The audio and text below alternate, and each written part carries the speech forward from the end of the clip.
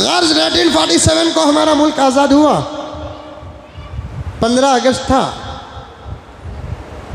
उस वक्त मुल्क की सियासी पावरफुल ताकत कांग्रेस, इसलिए कि उस वक्त मुल्क में, पूरे मुल्क में दो ही पार्टियां थी पावरफुल, एक मुस्लिम लीग थी और एक कांग्रेस थी। तो तकसीम के बाद मुस्लिम लीग उधर चले गई, जाने दीजिए, मुस्लिम लीग पार्टी गई, जाने दीजिए। यहाँ जो कांग्रेस थी, दबदबा था कांग्रेस का। चलो आगे।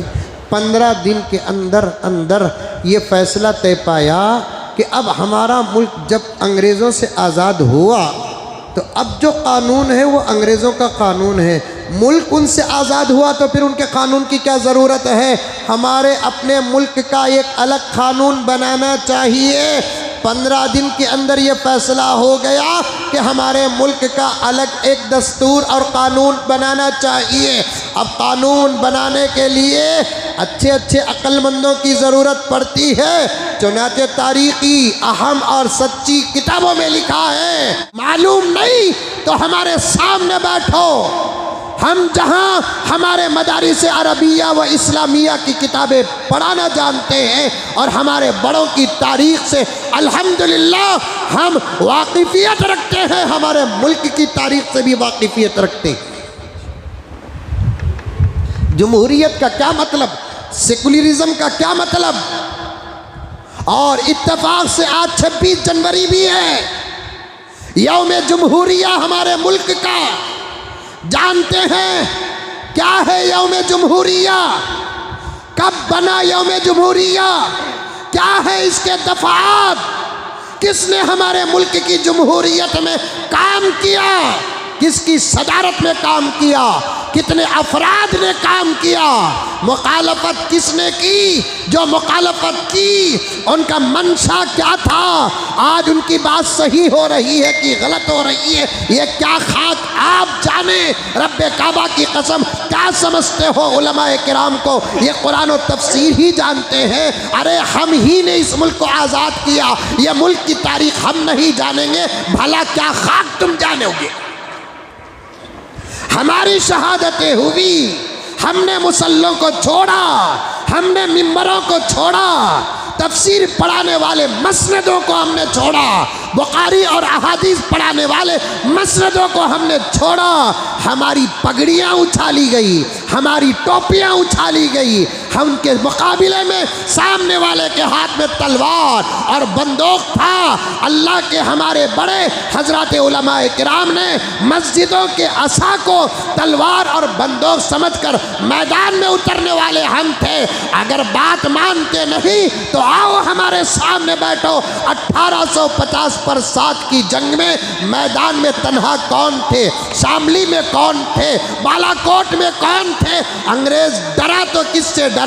मुसलमानों के बारे में अंग्रेज ने क्या कहा? मुल्क के बारे में अंग्रेज ने क्या कहा? ये तमाम चीज़ों को दफनाते जा रहे हैं। इसे फिर से हम निकालना पड़ेगा, कौम के सामने बयान करना पड़ेगा। अंग्रेज को मुल्क के किसी भी फर्द से खतरा नहीं था। पॉइंट नोट करो, अंग्रेज को मुल्क के किसी भी धर्म वाले से खतरा नहीं था। अगर अंग्रेज को खतरा था तो मुल्क का एक धर्म, जिसका मगज, जिसकी रूह, जिसका दिल उलमा, उनसे खतरा था। मानो या नको मानो, अब जमाना मनवाने का नहीं है। मेरा दोस्त अब्दुल वाहिद ना माने, मुझे क्या फर्क पड़ता है? मेरा बेटा आया हुआ है हसन, और मुझे पक्का यकीन है कि मेरा ही बेटा है। और मैं अकरम के सामने कहता हूं कि हसन मेरा बेटा है, और अकरम कहते हैं कि नहीं, उनके इनकार करने से क्या ये मेरा बेटा मेरे खून से अलग हो जाएगा? फिर अगर मुल्क के दुश्मन हमारी कुर्बानियों का इनकार करते हैं तो क्या हम इस मुल्क के गद्दार बन जाएंगे? हम इस मुल्क के गद्दार बन जाएंगे? मैं बार कहता हूँ, 1947 से मुल्क की तारीख शुरू करने वाले हिम्मत है तो 100 साल पीछे जाओ, हिम्मत है 150 साल पीछे जाओ, हिम्मत है 200 साल पीछे जाओ, फिर मुल्क की तारीख को उठाओ, तारीख की किताब के हर सफ़े में इस्लाम और मुसलमान नजर आएगा। तारीख की किताब के हर सफ़े में इस्लाम और मुसलमान नजर आएगा। और आज कहते हैं कि मुसलमान गद्दार है।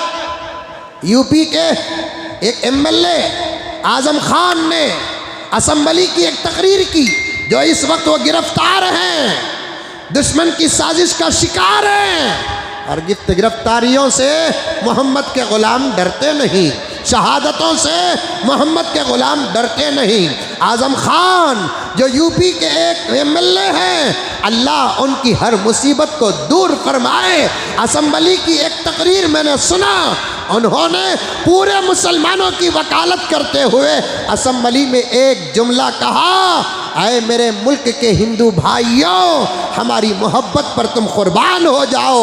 आज़म खान के ये अल्फाज हैं, अल्लाह सलामत रखे, सेहत अता फरमाए। आज़म खान साहब ने क्या कहा असम्बली की एक तकरीर में, ऐ मुल्क के हिंदू भाइयों, हमारी मोहब्बत पे कुर्बान हो जाओ। जब मुल्क तकसीम हुआ, हमको वहाँ जाने का मौका था, तुमको नहीं था, फिर भी हम नहीं गए।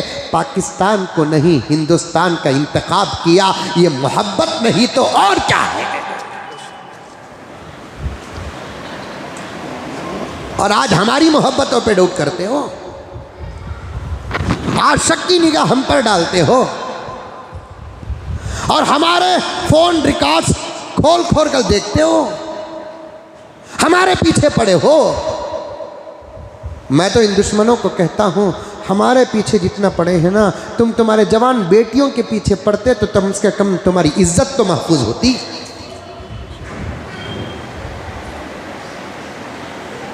तुम्हारी बीवियों पर नजर रखते, इज्जतें महफूज होती। जमहूरियत का क्या मतलब है? सेकुलरिज्म का क्या मतलब है? यौम जमहूरिया का मतलब क्या है? ये कॉलेज में पढ़ने वाले बच्चों, यूनिवर्सिटियों में पढ़ने वाले बच्चों, आज हमारे मुल्क का खूबसूरत और बेहतरीन चमकता तिरंगा लहराए होंगे आप। 15 अगस्त में तिरंगा लहराते हैं, हर एमएलए लहराया होगा, हर काउंसलर लहराया होगा, हर एमपी लहराया होगा, पीएम लहराया होगा, सीएम लहराया होगा। मुमकिन है कि मेरे सवाल का जवाब उनके पास होगा, लेकिन अंदर से मेरा ज़मीर कहता है कि यौम जमहूरिया के चंद सवालात का जवाब उनके पास भी नहीं होगा। क्या है यौम जमहूरिया? अंग्रेजी में क्या कहते हैं वो आप समझ जाइए, मैं उर्दू में कहता हूँ। आज के दिन को यौम जमहूरिया कहते हैं। क्या मतलब है? कि आज मुल्क आज़ाद हुआ?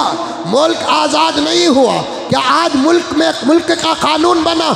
मैं वाहिद से पूछना चाहता हूँ, एजुकेटेड है, तनवीर से पूछना चाहता हूँ, पढ़ा लिखा है, हाजी साहब से पूछना चाहता हूँ, दूसरे हजरात भी बैठे हुए हैं, आज क्या हमारे मुल्क का कानून बना? लोग कहते हैं कि आज हमारे मुल्क का कानून बना, आज हमारे मुल्क का कानून बना, आज हमारे मुल्क का कानून बना। बेटे तारीख है, तारीख, तारीख है, तारीख। मैं चंद गोशे तुम्हारे सामने जो पेश कर रहा हूं, मैं उनका जवाब दे रहा हूं। जो लोग कहते हैं कि हमको कुछ भी नहीं मालूम है, असल में हमारा मुल्क 1947 में आज़ाद हुआ। अरे समझ में आ रही है बात? आज़ाद होने से पहले हमारे मुल्क में अंग्रेज़ों का कब्ज़ा था। किसका कब्ज़ा था? अरे ज़ोर से बोलो। अंग्रेज़ों का कब्ज़ा था। और एक अहम बात सुने, मज़हब और मुल्क चलाने के लिए किसी कानून की ज़रूरत पड़ती है। कोई मज़हब बग़ैर कानून के चल नहीं सकता और कोई मुल्क बग़ैर कानून के नहीं चल सकता। इसीलिए हमारे आशिकान कुरान औलिया उल्लाह फरमाते हैं हमारा मज़हब इस्लाम है। इस इस्लाम को चलाने के लिए अल्लाह ने एक कानूनी किताब अता की है, उसका नाम कुरान है। ज़ोर से कह दो सुभान अल्लाह। की दुकान है क्या आज? स्कूल है क्या आज?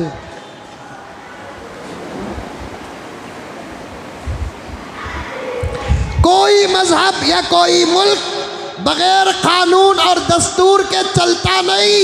जिस मजहब के पास अपने मजहब के कानून की किताब ना हो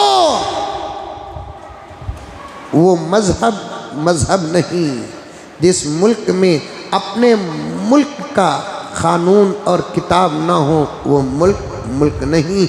मजहब और मुल्क चलाने के लिए कानून की ज़रूरत पड़ती है। इन दो चीज़ों को सामने रखकर मैं आगे गुजरूँ तो कहूँगा कि हर लाइन को संभाल कर रखना है तो कानून होना ही पड़ता है, कानून होना ही पड़ता है। बगैर कानून के तुम घर भी नहीं चला सकते।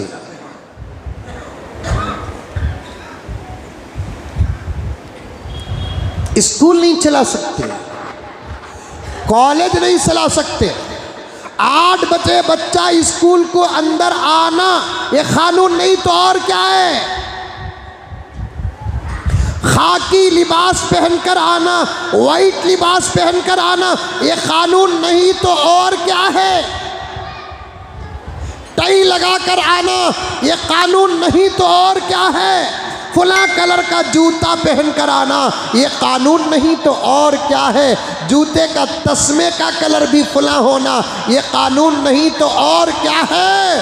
हर लाइन को चलाने के लिए कानून की ज़रूरत पड़ती है। हर मज़हब को चलाने के लिए कानून की ज़रूरत पड़ती है। दीन इस्लाम भी चल रहा है तो वो कुरान के कानून पर चल रहा है।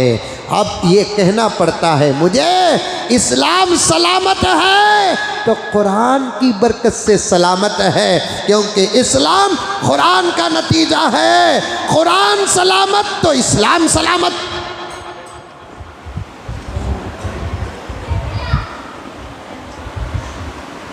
वैसे ही मुल्क चलाने के लिए भी दस्तूर की ज़रूरत पड़ती है। दुनिया में तकरीबन 190 पर 5 या 6 ममालिक है। 195 196 शायद 1 नंबर का फ़र्क है। 195 पर तो इत्तेफाक है।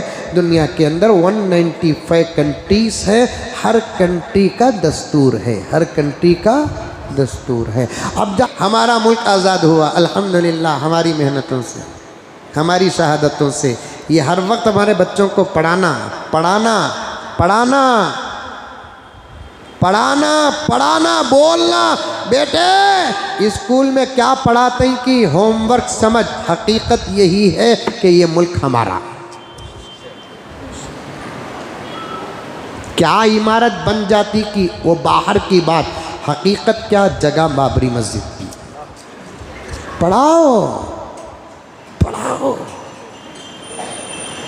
शहादतें हमारी हुई लाल, हमें कुर्बानियाँ दिए, हमारे मुल्क को हमें सजाए लाल किला देकर, हमारे मुल्क को हमें सजाए ताजमहल बनाकर, हमारे मुल्क को हमें सजाए गोल गुम्बद बनाकर, हमारे मुल्क को हमें सजाए चार मीनार बनाकर। अब पलटा कर सवाल नहीं करता, माहौल बिगड़ सकता है। नक्को हमें क्या बनाए उठता, अकरम मुझे क्या खिलाए मैं नहीं बोलता, मैं अकरम को क्या खिलाया इतना तो मुझे बोलने की इजाज़त है। हमें क्या करे मुल्क को। आंसू भी हमारे हैं,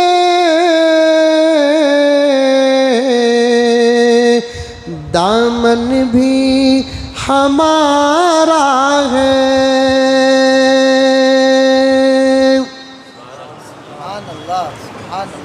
मस्जिद पर ताला लगा, मुल्क के अमन को सामने रखकर खामोश हम रहे।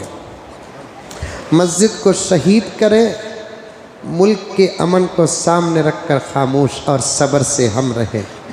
फैसला इधर का उधर हुआ, सब्र हम करें, उस जगह पर तुमने अपनी मंदिर बनाए, उस दिन भी हमने जो सब्र का मुजाहिरा किया, तुम्हारी नस्लें नस्लें हमको सलाम करना पड़ेगा।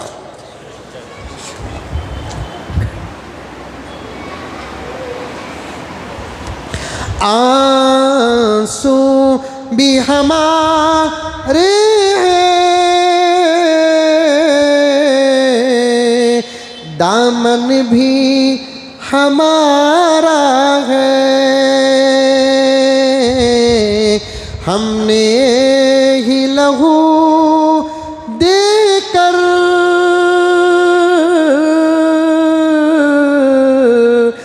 गुलशन को सवारा है, हमने ही लहू देकर गुलशन को सवारा है। मुल्क हमने सवारा, हालात आए तो दुश्मनों से हमने लड़ा।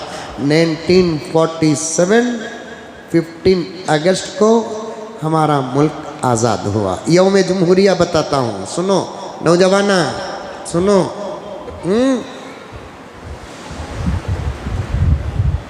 आज़ाद होते वक्त तकरीबन मुल्क की मेजॉरिटी सियासी एतबार से कांग्रेस की थी।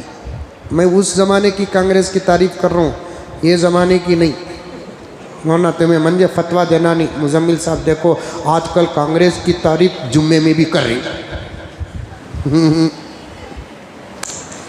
नहीं, कौन क्या थे क्या हैं 22 तारीख को सब दिग्गा। बेशक जमीयत के स्टेजों में खड़कर अशआर पढ़ने वाले पंडित की हकीकत खुलकर आ गई। जो हमारे मुल्लाओं ने अपने शागिर्दों और अपने हम असर उलमा से ज्यादा उनको इज्जतों से नवाजा था, उनकी हकीकत खुलकर आ गई। उनकी जुबान जहां वाह लेने के लिए हमारे स्टेजों में आए, मोदी जी से बचने के लिए कहा। अगर मोदी न होते तो आज ये काम न होता। मैं तो 22 तारीख को पूरी ज़िंदगी याद रखूँगा, इस हैसियत से याद रखूँगा कि 22 तारीख ने बता दिया कि दोस्त कौन और मुनाफिक कौन।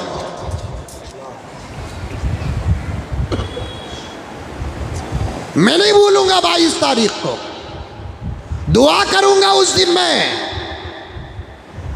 लेकिन 22 तारीख का मैं शुक्रिया अदा करना चाहता हूँ। 22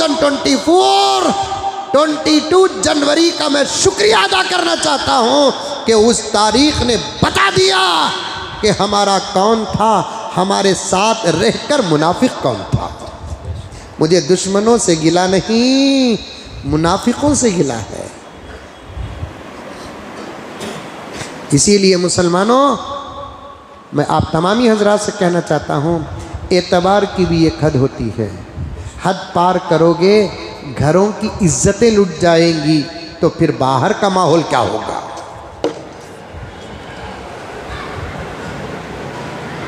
एतबार की भी एक हद होती है।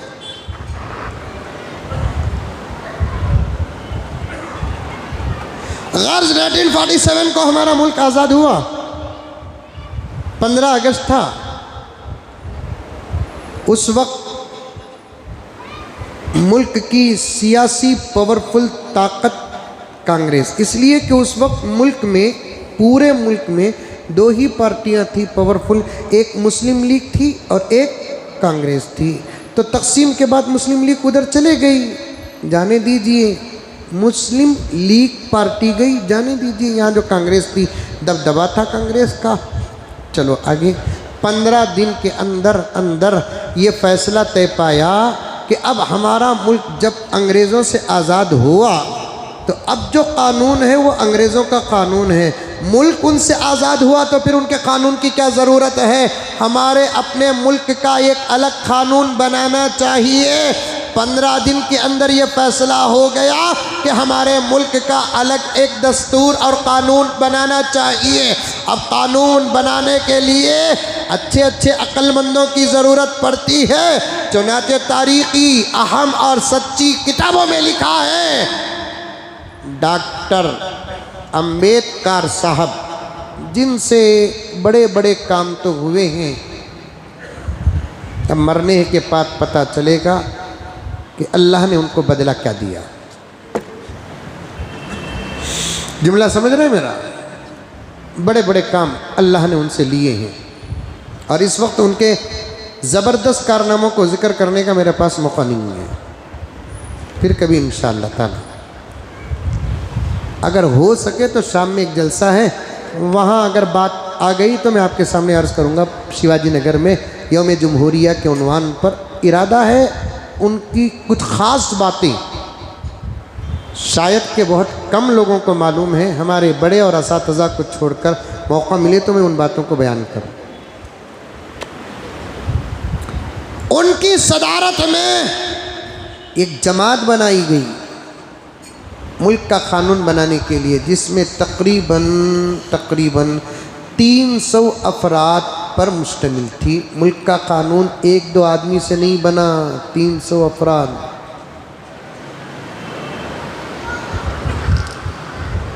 और आज फैसला करके कल कानून मुल्क का नहीं बना।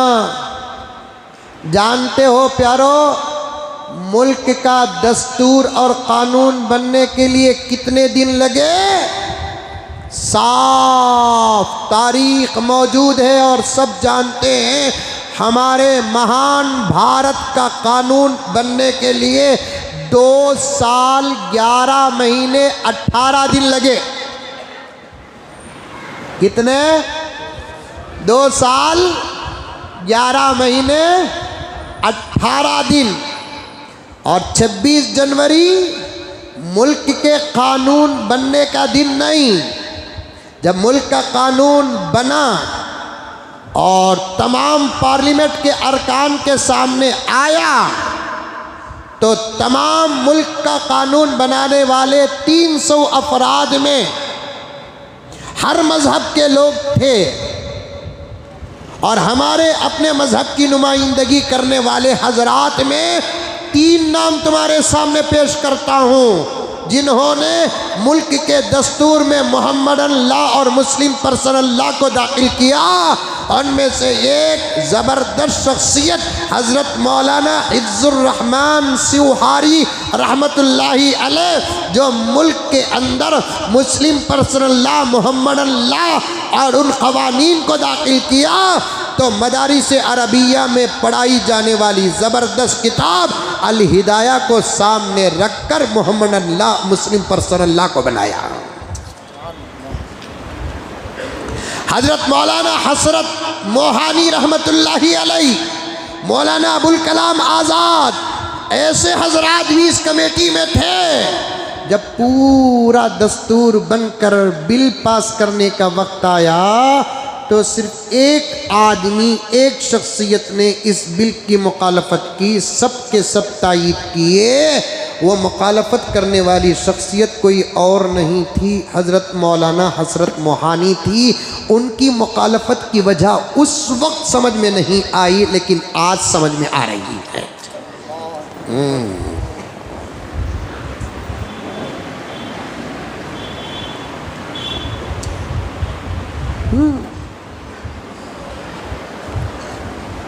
इत्तक़ू फिरासत अल मुमिन, आका ने फरमाया मोमिन की फिरासत से बचो। फ़इन्नहु यंज़ुरु बिनूरिल्लाह, वो अपने सर के आँख से देखता नहीं बल्कि खुदा के नूर से देखता है।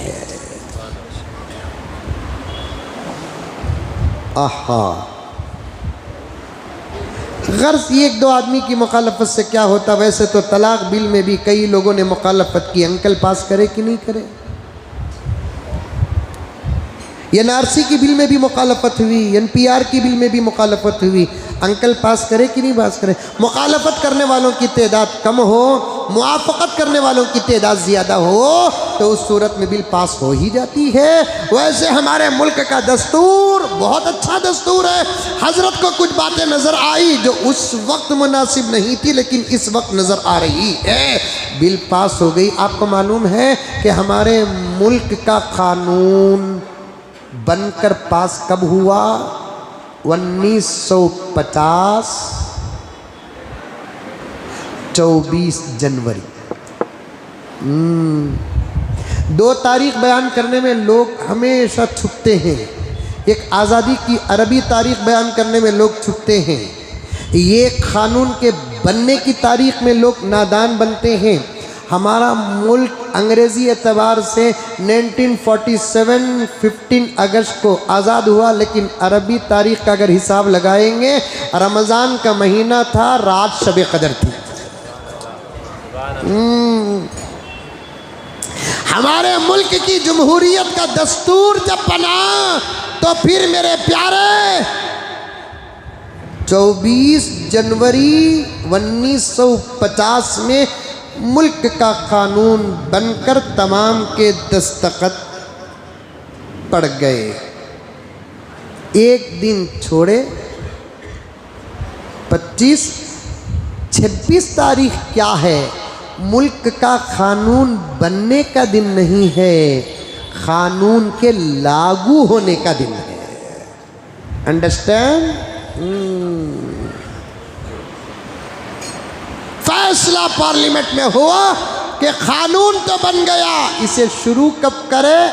डे आफ्टर टुमारो, कल ये एक दिन छोड़कर दूसरे दिन 26 जनवरी से अब मुल्क का कानून छोड़े हुए अंग्रेज़ों का कानून नहीं, हमारे अपने मुल्क के भारतीय लोगों का बनाया हुआ कानून 26 जनवरी से लागू होगा। आज के बाद इस कानून की मुखालफत जो करेगा, कानून जो सज़ा तय करती है वो उस पर लागू होगी। कानून के तहत मुल्क को चलना पड़ेगा। लेकिन अफसोस कि 75 साल से ज़्यादा अरसा हो गया, हमको तो हमारे मुल्क के कानून पर भरोसा है। इस वक्त जो राजनीति कर रहे हैं वो मुल्क से मोहब्बत का दावा तो करते हैं, अब तक उनको मुल्क के कानून और दस्तूर पर भरोसा नहीं आया।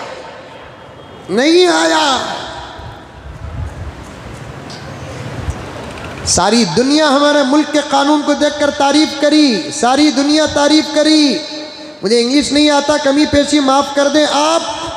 सारी दुनिया, यहाँ तक के लिखा है, जुमला बोलकर बात ख़त्म करता हूँ, सारी दुनिया हमारे मुल्क के कानून को पढ़कर इतनी तारीफ की। अमेरिका का सदर अब्राहम लिंकन हमारे मुल्क के दस्तूर को पढ़कर कहता है, government of the people, by the people, for the people. और ऐसा दस्तूर दुनिया का किसी मुल्क का नहीं है। हुकूमत भी अवाम की, बनती भी है अवाम से, चलती भी है अवाम के लिए। इंग्लिश का तर्जुमा भी कर डालिया, मैं भी बीए करया हूँ।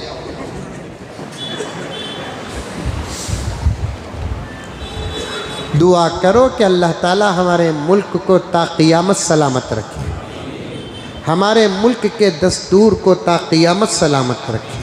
इसकी जो हिफाजत करते हैं अल्लाह उनको राजनीति में बिठाए, जो इसकी मुखालफत करते हैं इनको अल्लाह उठाकर फेंके नहीं, हवा से उड़ा दे। बकिया बातें इंशाअल्लाह ताला आइंदा जुमा आपके सामने अर्ज़ करूँगा। दुआ कीजिए कि अल्लाह ताला मुझे और आपको अमल की तौफ़ीक़ अता फ़रमाए। आखिर में हज़्ब मामूल